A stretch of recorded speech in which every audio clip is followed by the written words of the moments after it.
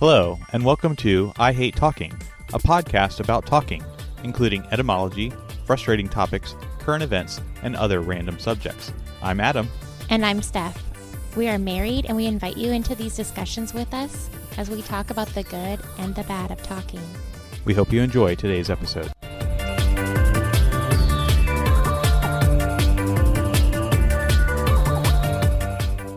Welcome to episode 83 of I Hate Talking. Hi, everyone. So, like we hinted at last episode, we will do the word nostalgia as our word or phrase of this episode. So, perhaps you would like to quickly recap your particular quote by that gentleman that wrote plays and was associated to How I Met Your Mother. Not associated to How I Met Your Mother, but I guess just associated to the gentleman that played Ted in How I Met Your Mother. Yes. So the gentleman who played Ted was in a play previously before How I Met Your Mother. And he quoted the playwright Richard Greenberg that said, "Nostalgia is just a longing for a time we know we can survive." And I still staunchly hold to the position that this is patently false. What are your thoughts? Have you changed your mind at all, or are you still like this quote? No, I fully agree with it still. Okay. Because it's the whole reason. Okay, are we going into it or not? Well, I think we should perhaps define nostalgia and research the etymology before we continue on this debate on this particular quote or just nostalgia in general. Okay, so from our favorite Oxford Language Dictionary, nostalgia is defined as a noun, a sentimental longing or wistful affection for the past, typically for a period or place with happy personal associations. Okay, yeah. Okay. I feel like that's reiterating my point, or his point. So go on. And this comes from the Greek for nostros and ӓλγος. And nostros is actually meaning home or returning home. Áλγος is actually for pain. So the literal interpretation of nostros Áλγος is homesickness. So that then became used in terms of nostalgia or longing for home, essentially. Mm-hmm. Okay. Now, it's interesting to note that nostalgia has increased in frequency over the past 50 years or so and seems to be at its peak almost within the last 5 or 6 years, it seems. And I guess there's really only one definition. Let's check Merriam-Webster's real quick. It has a very similar definition for number one, a wistful or excessively sentimental yearning for return to or of some past period or irrecoverable condition. Number two, the state of being homesick. So that is the literal meaning of nostros and Áλγος, nostalgia. Okay. Yeah, I mean, I think that still further shows my interpretation of the quote, because when you think about your past, like take our little kids, like when they were babies or little toddlers. I'm like, oh, those were such sweet times. And then I look at like the difficulties we have now with them as they're like preteens. I'm like, oh, this is challenging. But when they were toddlers, I remember it being challenging also. But now all I remember is like, oh, they were so cute. Remember when they used to blah, blah, blah. And but we've survived that. We've gone through that phase. This phase, I mean, I'm sure we will survive also. But we don't have proof that we will. So I think it's like nostalgic of remembering back and being like, oh, that was easier. That was a good time because we got through it. But it wasn't a good time because you got through it. It was a good time in spite of getting through it. No. Because it's only a good time if you get through it. Well, what if it's a bad time and you get through the bad times? Then you didn't get through it and... You survived it. You survived the bad times. Why would you long for bad times that you simply survived? Because you know you could get through them still. There might but be you a bad don't time have you can't affection for those memories. You aren't wistful for the time that you barely survived. Okay, well, what about labor? Yeah, you hate that. I don't, though. I always tell people how much I love labor. Well, I was there and I was a witness, and many times you've told me afterwards, don't ever let me do this again. And then like a week or two later, you're like, oh, that was the best time of my life. Well, exactly. No, it was not. See, that's it. It was, I can logically, like academically, put myself in that position and be like, oh, I can state facts of how hard that was. But when I look back at it, I'm like, oh, that was so amazing. And it was so great. So I don't know. I'll just pick a childhood experience somewhat at random, but there was a time that I walked into a concrete wall and chipped my tooth and had to be quote unquote rushed, at least felt like it to me as a small child, to an emergency dentist appointment to reconstruct my tooth. I survived that. I have no nostalgia about that moment. But I do not wish to experience that again. Mm-hmm. I do not have any particular wistful appreciation or homesickness to experience that event again. I survived it, but I certainly am not nostalgic for it. Right. Okay. I get that. I think we're miscommunicating then. I think I figured out how we're on different tracks. Is I'm not arguing that everything in the past is nostalgic. I'm just arguing that when you pick out your memories of nostalgia, yes, so maybe they could be good times, but it was also incorporated bad times and you survived them, both good and bad. So good and bad things happen at the same time for everything, always, every day. So I'm not arguing that every single moment of your life is nostalgic. I'm just arguing that when you look back and you are nostalgic at certain things, it's not as rosy and amazing as we feel like it is. Again, you can logically pick out bad parts of everything, but you don't think about that part because you survived it and moved on and you think of the good stuff. I don't think everything's nostalgic. Do you? So read the quote again. And again, this is me quoting a podcaster, quoting his playwriter. So it might not even be exact words. But what I wrote down was, nostalgia is just a longing for a time we know we can survive. Yeah, I still am not on the same wavelength as this particular playwright, because up until this point, for all intents and purposes, you've survived everything, and therefore you would be nostalgic for everything. So perhaps I'm taking too literal of a interpretation of this and seeing it in too much numerical and black and white that I'm reading into the quote. But to put it on the extreme, that means that something that you're not nostalgic for is something you didn't survive if you use categorical references for these particular events of either surviving or not surviving. Yeah, I don't know. I think you're just taking it too literal, because I think the reason I liked it was pointing out that there's highs and lows and you just ignore those highs and lows. Like when I look back, there was a time in our life we had 3 boys, 3 and under. And 3 boys in 3 years was intense. And people are like, wow, how'd you survive that? That's crazy. I'm like, that was the happiest time of my life. But I remember that it was hard, but I am nostalgic for those times. And now having 3 boys that close in age that are getting older, I'm like, oh, this is hard stuff going on. I wish I could go back to when they were tiny little babies, because I knew how to deal with that. I didn't at that time. I figured it out, but now I know. So I think you're taking it very literal, and it's okay if you don't like the quote. But I like it because it's just perspective. Every time you do something, like even take 2020 and COVID, there were really good things. I mean, there were really bad things too, but there were really good things about that time, about that year. And during that time, when you're in the middle of it, that wasn't nostalgia. That was survival. And now looking back, we can pinpoint like, oh, remember that was really awesome. That thing happened and that was really cool. But when you were in the middle of it, it was scary when, like, we didn't have toilet paper, we didn't have groceries. But now that we do have them, it doesn't seem as scary anymore.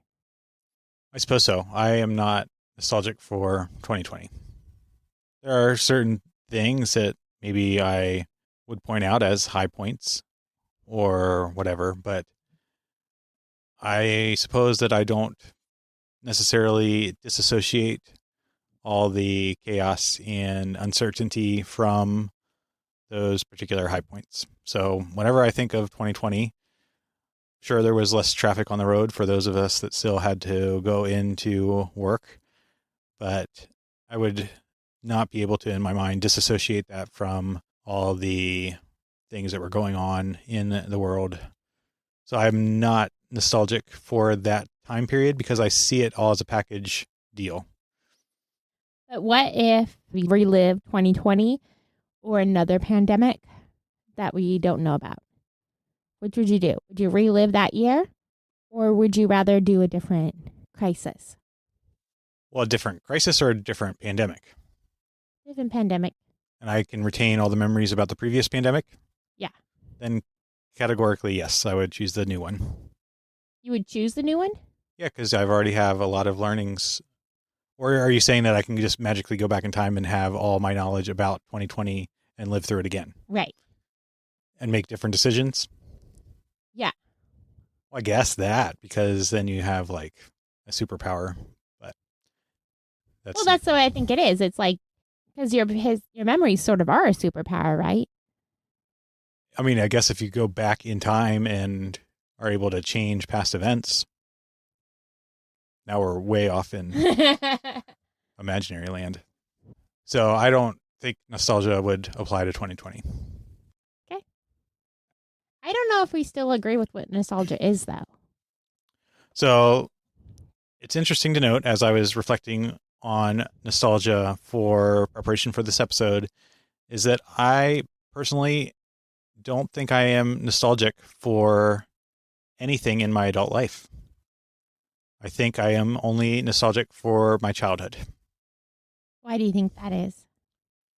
I don't know. I have not come to any particular conclusions.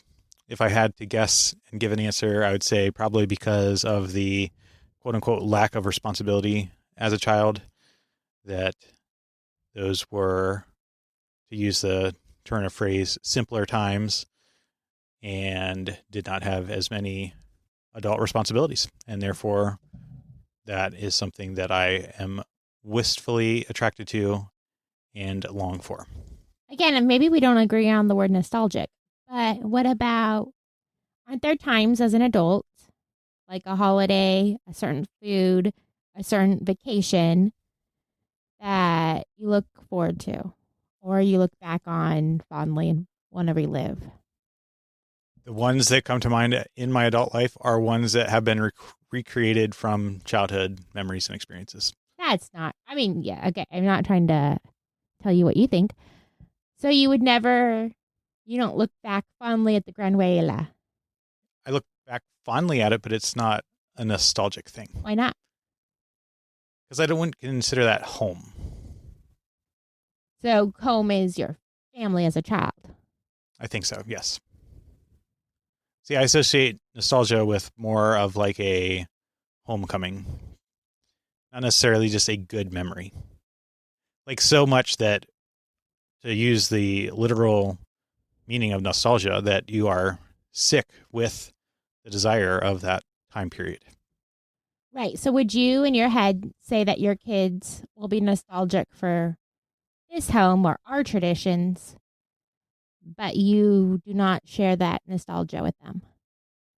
That's quite possible. Or maybe they'll have your interpretation of the nostalgia, where it can be simply a time that you survived and only the good parts of an experience that has both low and high points. But that is not how I see nostalgia. I don't know.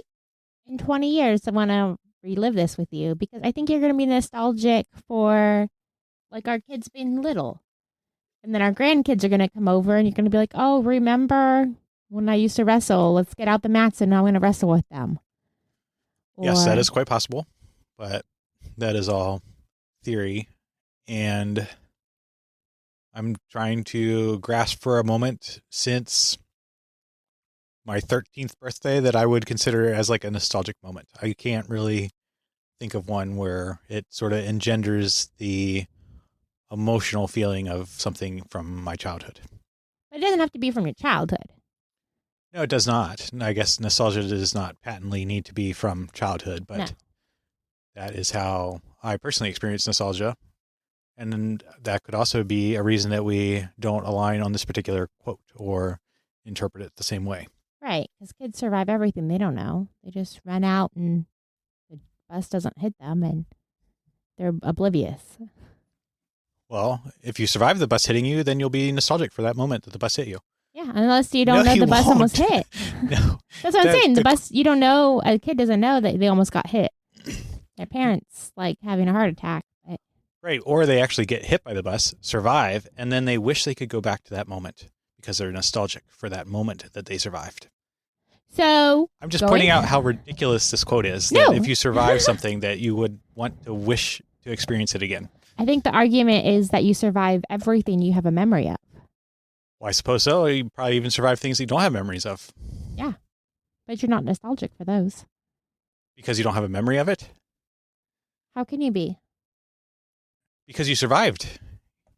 Yeah, but he's saying that the deeper point of his quote that I think he's making, the deeper point I take from it is that when you're like, oh, like, let's think of Christmas. Christmas is coming up.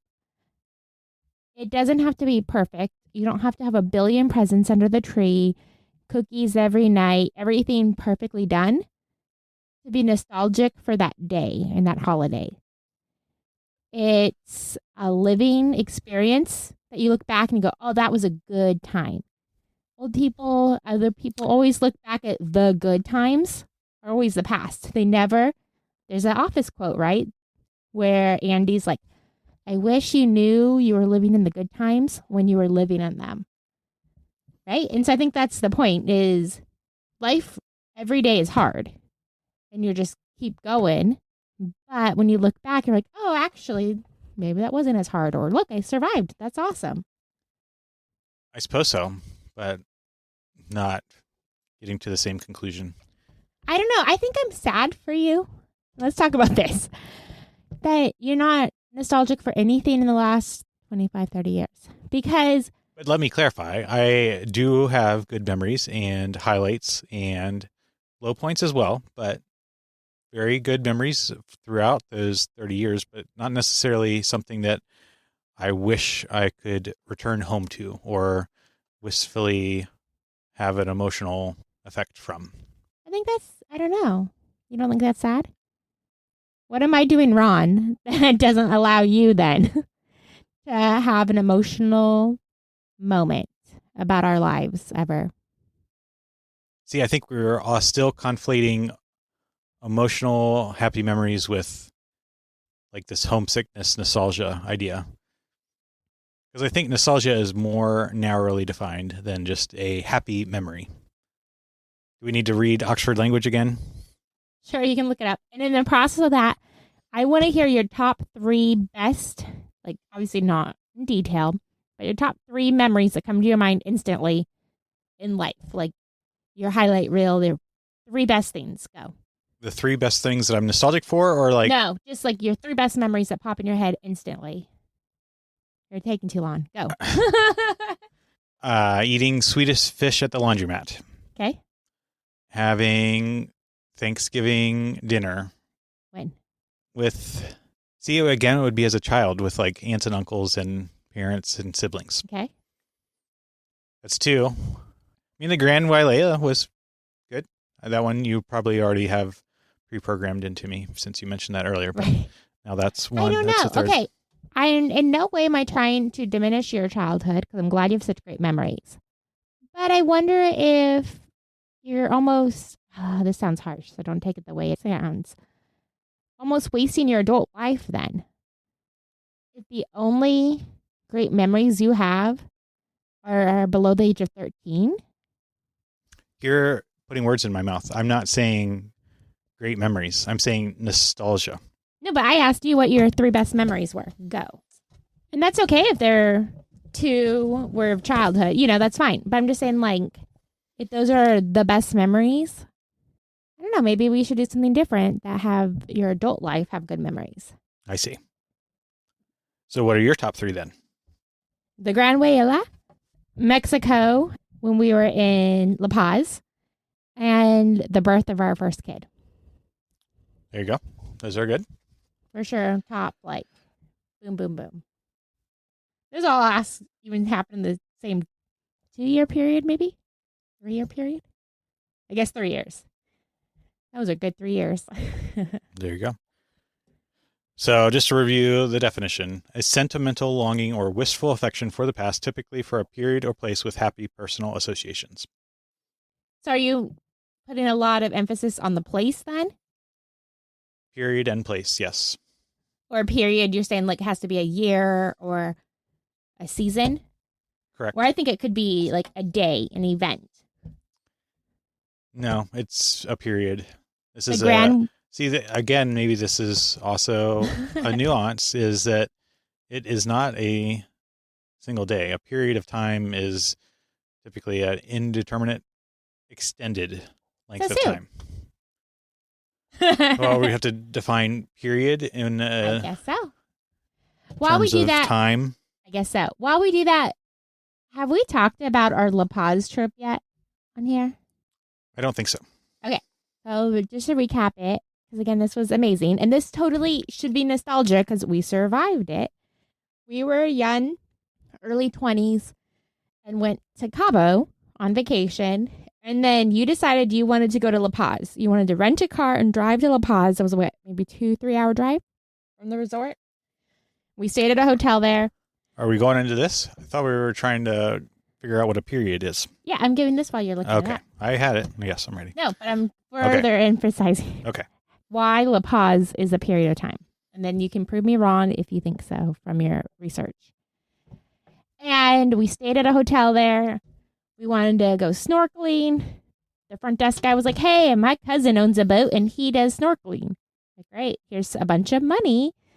Come pick us up at 8 a.m. And so we come out.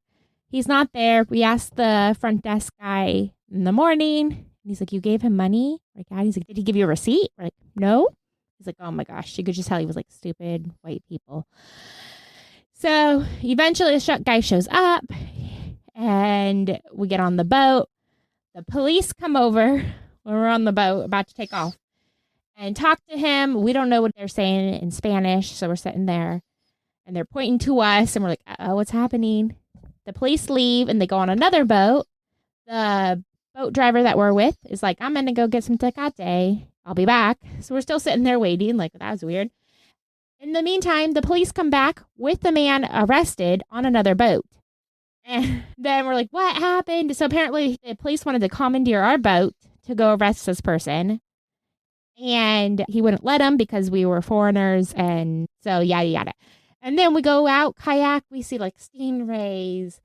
We're kayaking with sea lions. We finally are like, we're done. Let's get on the boat. Seconds later, I got in first. Your foot was barely in the boat when a whole bunch of killer whales came by for lunch. And I'm sure we would have been safe, but we could have gotten injured in the process of them eating the sea lions. And then we just spent the next hour watching and following the killer whales. And it was the best time. And we get home and the dolphins are jumping around our boat and playing with us. And it was just like the coolest, amazing day of all these things that could have gone wrong. And they didn't. And to me, that might be the best day of my life. I think it was just, I would never do it again. Now we have to be mature and responsible. Back then we had no family, no kids or anything. And it was definitely one of those that could have been bad, but it was also amazing. So that's what I think of when I think of nostalgia, something like that. And I consider La Paz a period of time in our life when we could be carefree like that. Like, sure, we'll get in this boat with a stranger we don't know and don't speak the same language with. And as a period of time we would not do now. So go. Okay, That's fair. So, period, as defined by Oxford Language Dictionary, is first defined as a length or portion of time. It gives some sub-definitions that describe a portion of time in the life of a nation, civilization, characterized by the same prevalent features or conditions, a major division of geological time that is a subdivision of an era, and itself subdivided into epochs. So the example given here is the Cretaceous period. So these are not small portions of time. These are extended periods of time that are being described by nostalgia, with the period or place being that longer period of time. And the etymology even is in reference to an orbit. So para, around, and hodos, which is meaning way or course, that the original use of parados was orbit. So things in the planetary system orbiting around the sun or moons around planets, that these are long things. How do you know it's long? You're adding that word in, right? You're just assuming because if it's a planet orbiting. That's how they used it in the original, yes. Planet orbiting or the word long?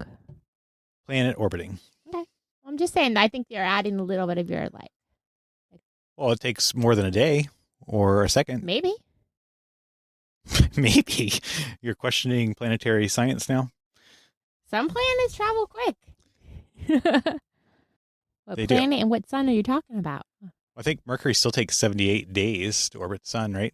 That's the fastest one. What about the moon orbiting the Earth? Yeah, the moon orbits the Earth. I don't know the period for the moon orbiting the Earth. 27 days. I should have known that. It's basically 28 days, but 27 Earth days. From our perspective, it appears to orbit every 29 days. The lunar month. Okay, so I don't think we're going to agree on this. And I guess we'll have to agree to disagree. But I really think I'd like you. Can I give you like a task? See, I think that's part of the problem is my nostalgia is associated with times of not having tasks and responsibilities. But I want you to find times now that you will be nostalgic for. Create some now that you're going to look back on fondly later. Yeah, but we'd have, even in your own words, no ability to create those ourselves. You can be open and willing to. Yeah, that's true. Like, what if you're like, I'm going to have a great day today? Or maybe it's just a day I will survive. And then you look back on it and enjoy it. I don't think so. Sorry, I'm still poking fun at this particular quote. Okay. That's okay if you don't like the quote. I still like it, but it's not like you have to like it. But I just want to figure out ways that make you enjoy and look back fondly at the life you're living. I don't think your life peaked at 13, is what I'm saying.